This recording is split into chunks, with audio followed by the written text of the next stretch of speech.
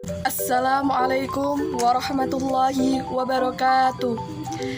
A'udzubillahi minasyaitonirrajim. Bismillahirrahmanirrahim.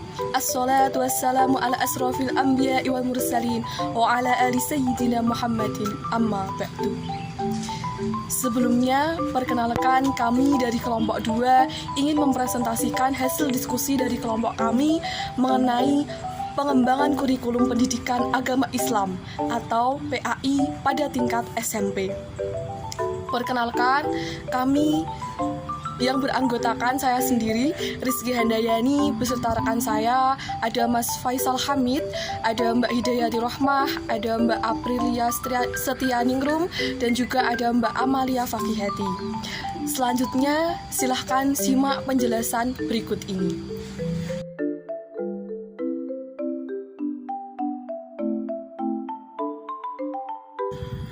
Perkenalkan, nama saya Muhammad Faisal Hamid, NIM 23011190062. Perkenalkan, nama saya Rizky Handayani, NIM 230111964. Perkenalkan, nama saya Risma Ayu Nurnisa dengan NIM 230111993. Ya, perkenalkan, nama saya Hidayati Rohmah, NIM 230111996. Perkenalkan, nama saya Amalia Fakihati, NIM 23011190104. Perkenalkan, nama saya Aprilia Setianingrum, NIM 23011190123. Baik, materi yang pertama mengenai pengertian kurikulum dan pendidikan PAI. Kurikulum dapat dimaknai dalam 3 konteks, yaitu sebagai sejumlah mata pelajaran yang harus ditempuh oleh peserta didik, sebagai pengamalan belajar, dan sebagai rencana program belajar. Tujuan dari teori kurikulum adalah mengembangkan, menilai, dan memilih konsep-konsep tentang kurikulum, sehingga dapat melahirkan gagasan-gagasan baru tentang kurikulum.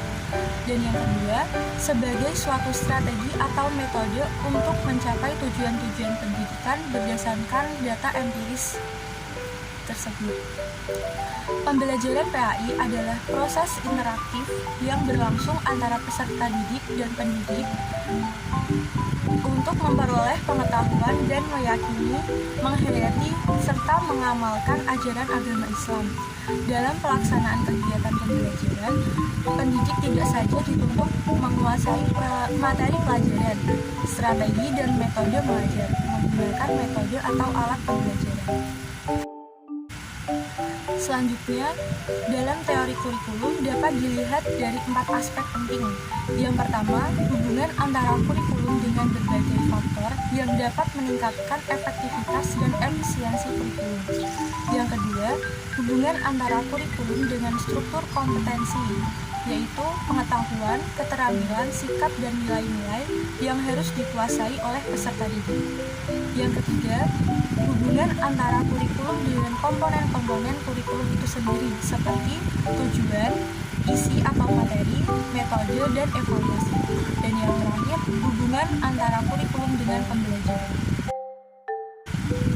Selanjutnya mengenai desain dasar pembelajaran PAI tingkat SMP. Yang pertama yaitu perencanaan. Perencanaan pembelajaran meliputi penyusunan RPP dan penyiapan media dan sumber belajar. Kemudian perangkat penilaian dan skenario pembelajaran. Yang kedua, penyusunan silabus dan RPP disesuaikan pendekatan pembelajaran yang digunakan. Silabus itu sendiri merupakan acuan penyusunan kerangka pembelajaran untuk setiap bahan kajian mata pelajaran. Kemudian, RPP itu sendiri merupakan rencana kegiatan pembelajaran tatap muka untuk satu pertemuan atau lebih.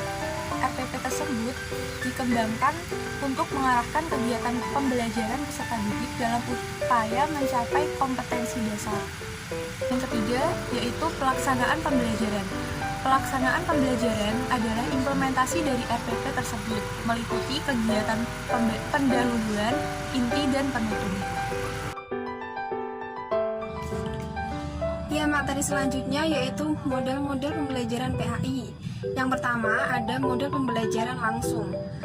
Model ini merupakan mengacu pada gaya mengajar guru yang mengusung isi pelajaran kepada peserta didik dan mengajarkannya secara langsung kepada mereka. Nah, dalam pelaksanaannya, model ini terbagi menjadi 3 tahap. Yang pertama ada tahap persiapan. Model ini, guru membuat kontrak belajar yang berisi menentukan materi pelajaran. Yang kedua, tahap pelaksanaan. Tahap ini yang pertama adalah presentasi seorang guru, praktek yang terstruktur, praktek membawa bimbingan guru, diskusi menghadirin pertanyaan yang tidak berhubungan dengan akademik. Dan yang terakhir, tahap akhir dari rangkaian model direct instruction ini adalah dengan melaksanakan praktek mandiri. Yang kedua ada model pembelajaran kooperatif. Model ini merupakan menggalakkan siswa berinteraksi secara aktif dan positif dalam hal kelompok, memperoleh terjadinya pertukaran ide dalam suasana yang nyaman sesuai dengan falsafah konstruktivisme. Dalam metode ini ada 2 pembelajaran. Yang pertama, pembelajaran secara tim. Pembelajaran kooperatif adalah pembelajaran dilakukan secara tim. Yang kedua, kemauan untuk bekerja sama. Keberhasilan pembelajaran kooperatif ditentukan oleh keberhasilan secara berkelompok. Selanjutnya yang ketiga yaitu model pembelajaran kontekstual. Konsep belajar yang dapat membantu guru mengaitkan antara materi yang diajarkan dengan situasi dunia nyata. Nah, dalam pembelajaran kontekstual ini ada beberapa. Yang pertama ada karakteristik pembelajaran kontekstual. Karakteristik ini meliputi melakukan hubungan yang bermakna, melakukan kegiatan-kegiatan yang signifikan, belajar yang diatur sendiri, bekerja sama. Siswa dapat bekerja sama, berpikir kritis dan kreatif. Selanjutnya yang keempat ada problem beside instruction. Problem beside instruction adalah suatu metode yang diajarkan dengan melihat fakta yang berkembang atau berdasarkan masalah yang ada. Kemudian akan dilakukan diskusi dan pemecahan masalah tersebut.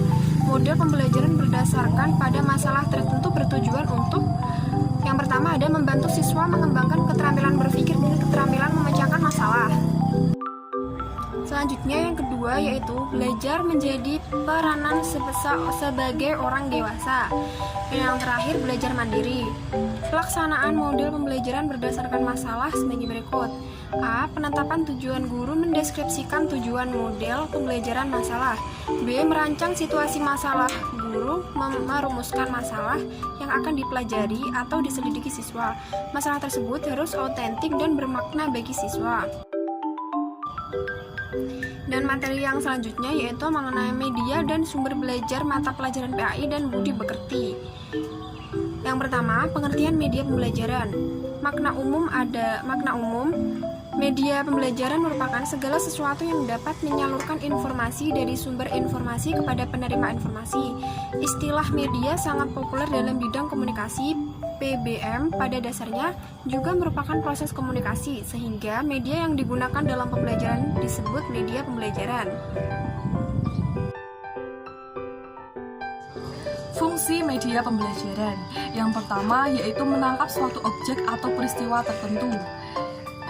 Yang kedua yaitu memanipulasi keadaan. Yang ketiga, kesempatan belajar yang lebih merata. Yang keempat, pengalaman lebih berdasarkan ilmu.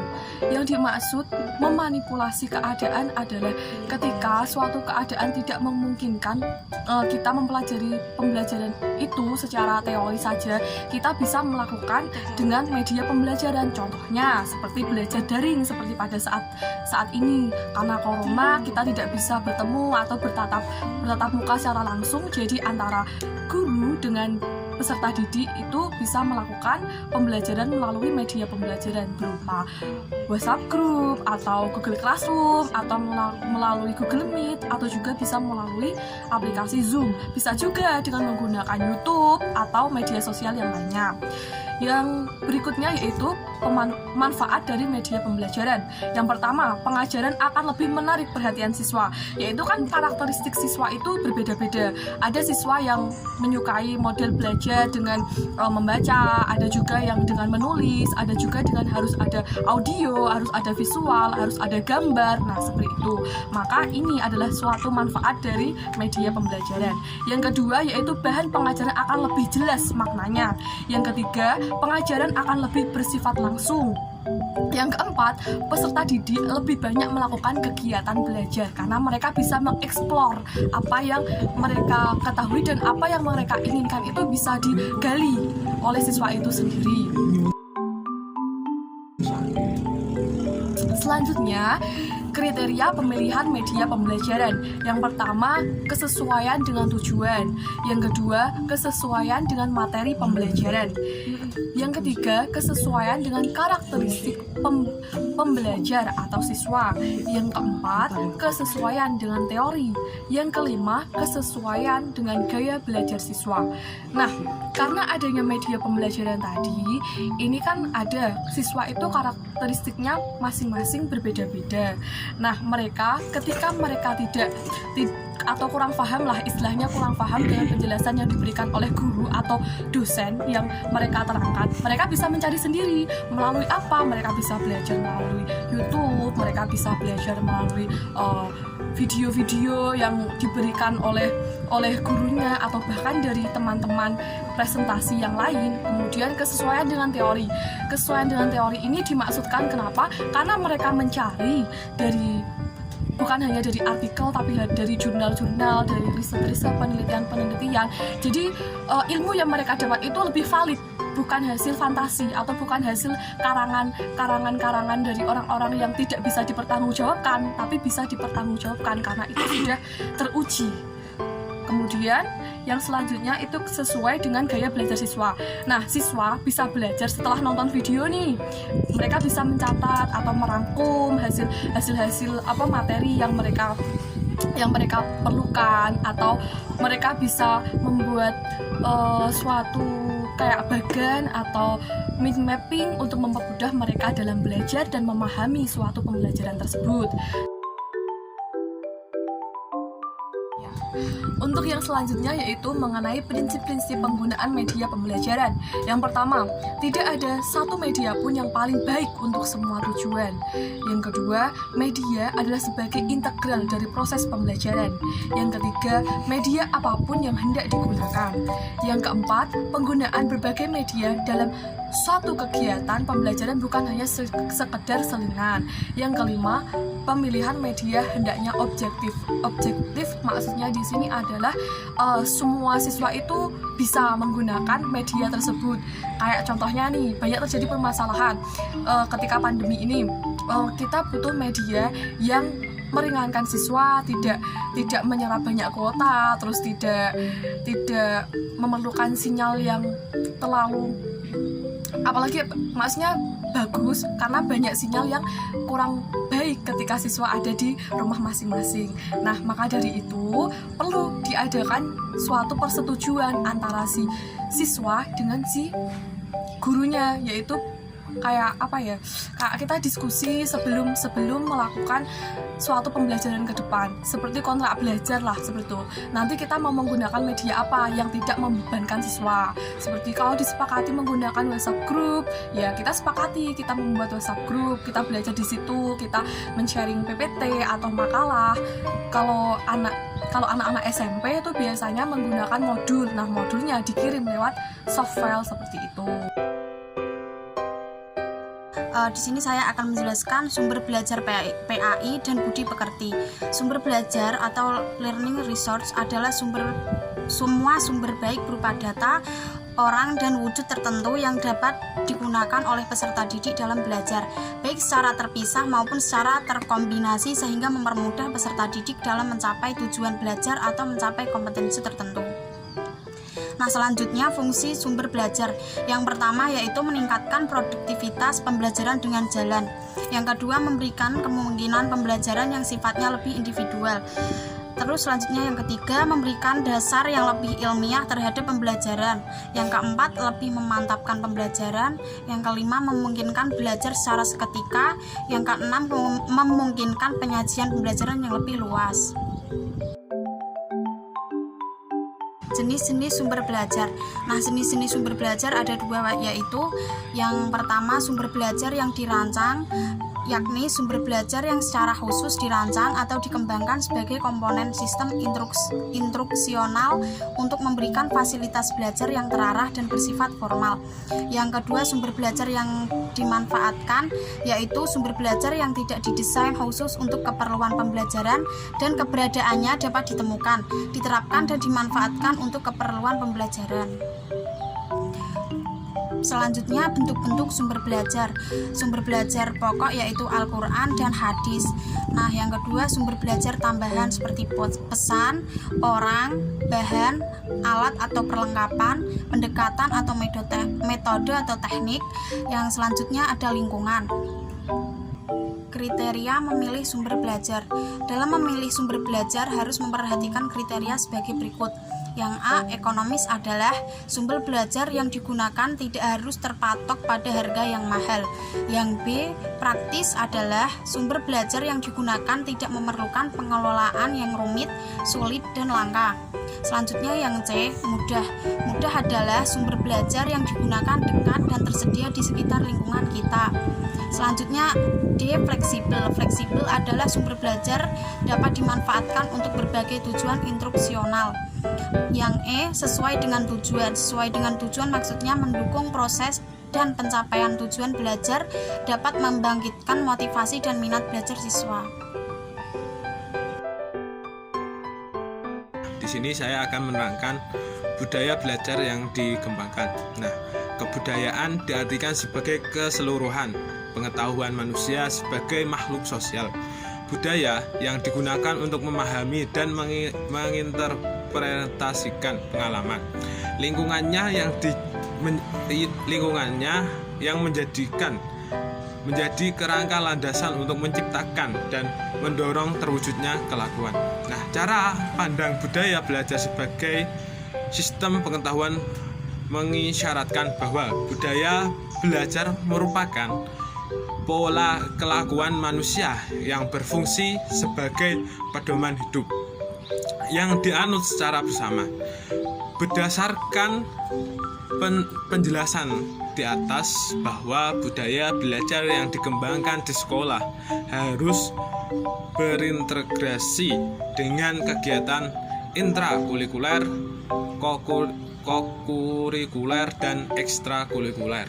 Nah, ataupun kepribadian seseorang adalah produk dan budaya masyarakat berduduk kebudayaan. Oleh karena itu, kepribadian seseorang adalah produk dari budaya masyarakat. Pendukung kebudayaan itu berdasarkan penjelasan yang ada di atas. Budaya belajar yang dikembangkan di sekolah harus berintegrasi dengan kegiatan intrakurikuler, ekstrakurikuler, dan ekstrakurikuler. Adapun kegiatan intrakurikuler, pendidikan agama Islam dan budi pekerti. Kegiatan intrakurikuler adalah kegiatan yang dilakukan oleh sekolah yang sudah teratur, jelas, dan terjadwal dengan sistematik yang merupakan program utama dan proses pendidikan siswa. Yang kedua adalah kegiatan kokurikuler, pendidikan agama Islam dan budi pekerti. Kegiatan kokurikuler adalah kegiatan yang sangat erat sekali dan menunjang serta membantu kegiatan intrakurikuler, biasanya dilaksanakan di luar jadwal intrakurikuler dengan bermaksud agar siswa lebih memahami dan memperdalam materi yang ada di intrakurikuler. Nah, Materi selanjutnya adalah tujuan ekstrakurikuler. Nah, di sini adapun tujuan ekstrakurikuler terdiri dari 4 bagian. Yang pertama adalah memperdalam dan memperluas pengetahuan dan wawasan keagamaan peserta didik. Yang kedua adalah mendorong peserta didik agar taat menjalankan agama dalam kehidupan sehari-hari.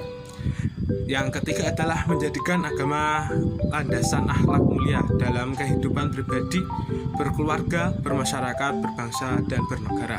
Dan yang keempat dan yang terakhir adalah mewujudkan kerukunan antara umat beragama.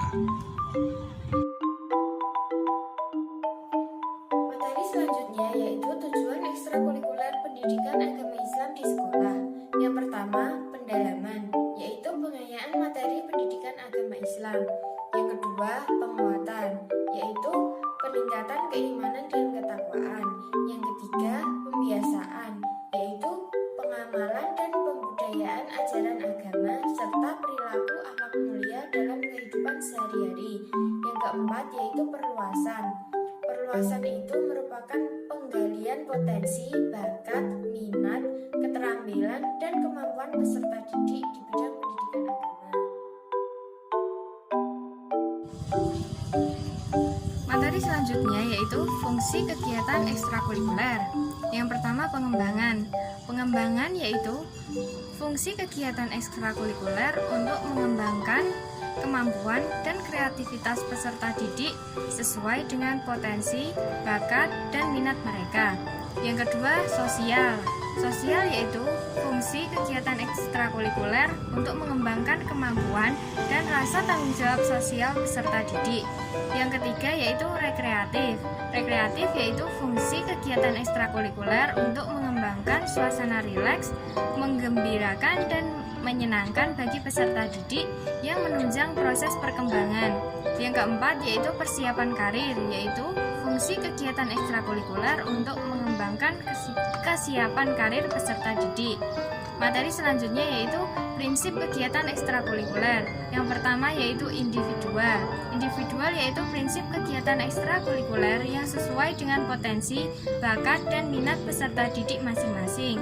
Yang kedua yaitu pilihan. Pilihan yaitu prinsip kegiatan ekstrakurikuler yang sesuai dengan keinginan dan diikuti secara sukarela oleh peserta didik. Yang keempat yaitu keterlibatan aktif, yaitu prinsip kegiatan ekstrakurikuler yang menuntut keikutsertaan peserta didik secara penuh. Yang kelima yaitu menyenangkan, yaitu prinsip kegiatan ekstrakurikuler dalam suasana yang disukai dan menggembirakan peserta didik. Yang keenam yaitu etos kerja, yaitu prinsip kegiatan ekstrakurikuler yang membangun semangat peserta didik untuk bekerja dengan baik dan berhasil. Yang ketujuh yaitu kemanfaatan sosial, yaitu prinsip kegiatan ekstrakurikuler yang dilaksanakan untuk kepentingan masyarakat.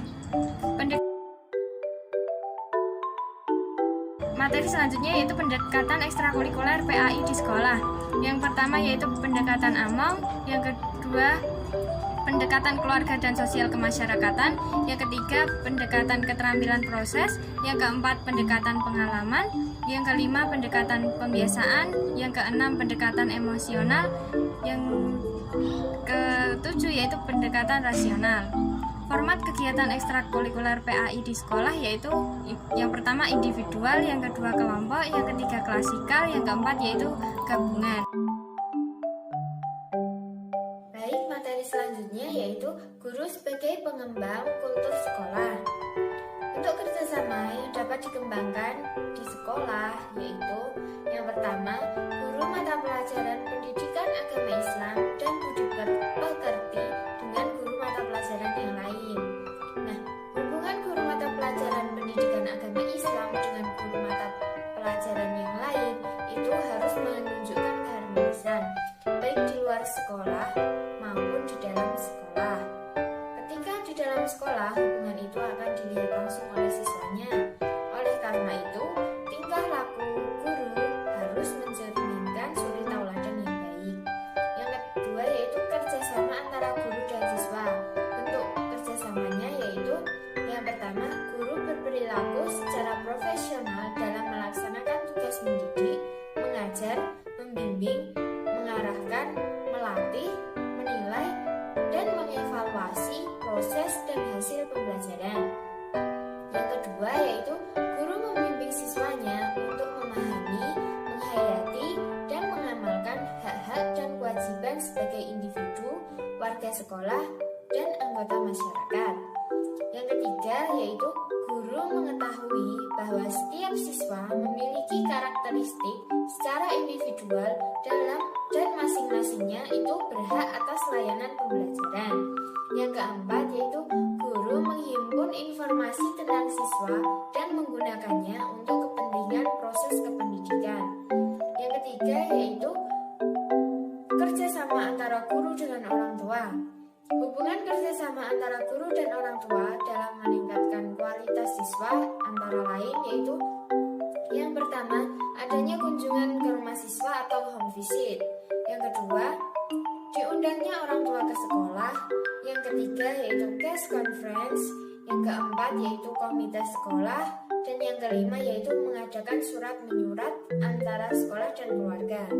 Hubungan yang keempat yaitu hubungan antara guru dan dengan masyarakat. Bentuk-bentuk hubungan kerjasama guru dengan masyarakat antara lain yang pertama, mengikut sertakan guru dalam kegiatan masyarakat, partisipasi warga sekolah dalam kegiatan masyarakat sekitarnya. Yang kedua, menjadi fasilitator dalam hal penyediaan fasilitas sekolah untuk keperluan masyarakat. Sekolah itu dapat menyediakan fasilitasnya untuk kepentingan masyarakat sekitar sepanjang tidak mengganggu kelancaran kegiatan pembelajaran.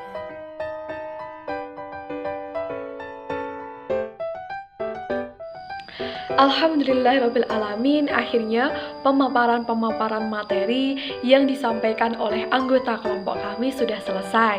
Nah, tugas saya di sini akan memberikan suatu gambaran atau kesimpulan mengapa kita itu perlu atau penting yang namanya mempelajari kurikulum pengembangan pendidikan agama Islam, terutama pada jenjang SMP, yaitu pada jenjang yang kita bahas kali ini.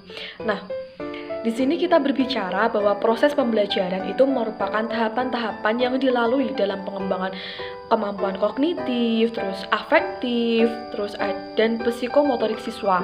Nah, dalam hal ini adalah kemampuan yang harus dimiliki oleh siswa.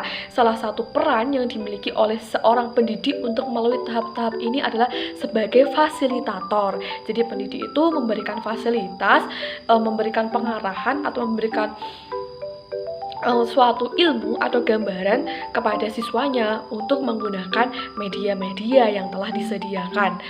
Nah, untuk menjadi fasilitator yang baik, itu pendidik harus berupaya dengan optimal mempersiapkan rancangan pembelajaran yang sesuai dengan karakteristik anak didik demi mencapai tujuan dari pembelajaran tersebut.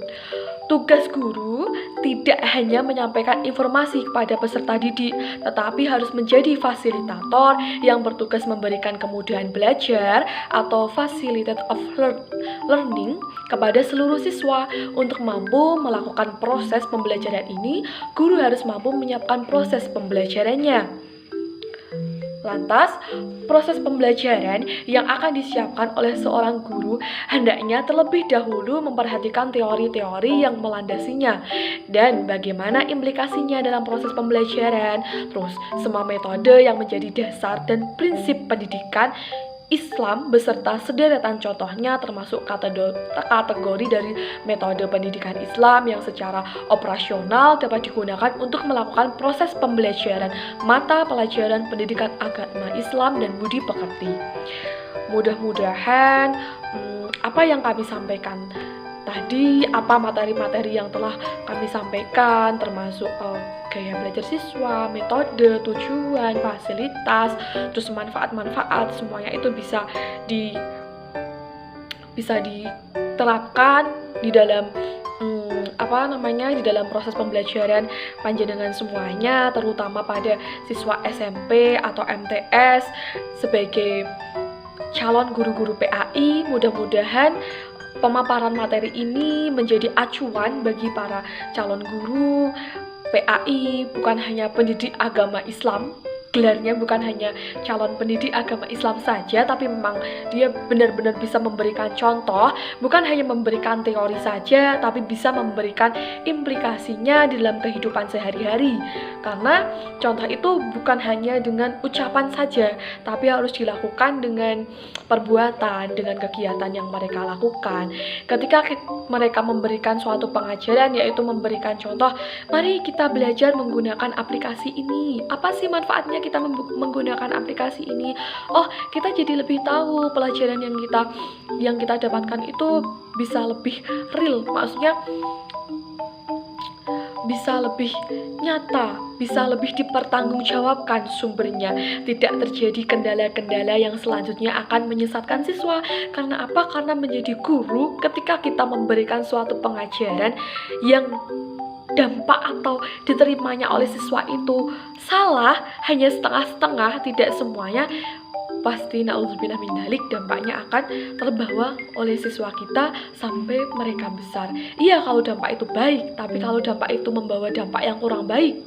Nah, jadi sebagai calon pendidik, calon peserta, calon orang-orang yang akan mendidik anak-anak manusia, orang-orang yang akan mendidik anak-anak orang lain, ya, terutama dalam pendidikan agama Islam yang bukan hanya mata pelajarannya saja, tapi budi pekertinya juga yang akan kita didik. Karena suatu pembelajaran itu dikatakan berhasil ketika terjadi suatu perubahan, terutama perubahan pada sikap.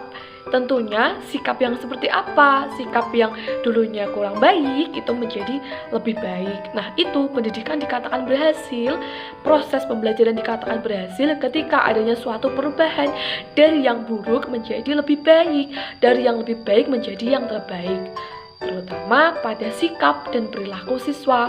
Nah, ketika kita sudah belajar tapi kita masih malas-malasan, itu berarti proses pembelajaran kita masih kurang atau belum berhasil.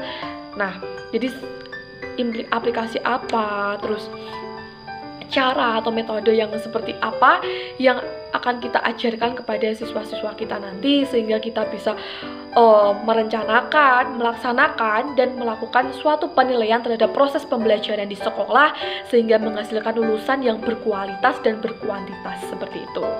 Jadi kami akhiri sekian dari kelompok kami. Kami mohon maaf apabila ada kesalahan atau kekeliruan dalam berucap atau berutur kata. Semoga apa yang kami sampaikan bisa membawa manfaat. Tolong yang baik diambil pelajarannya dan coba untuk diterapkan di dalam kehidupan sehari-hari. Sedangkan yang buruk tolong ditinggalkan saja, jangan dicontoh ya. Sekian dari kami.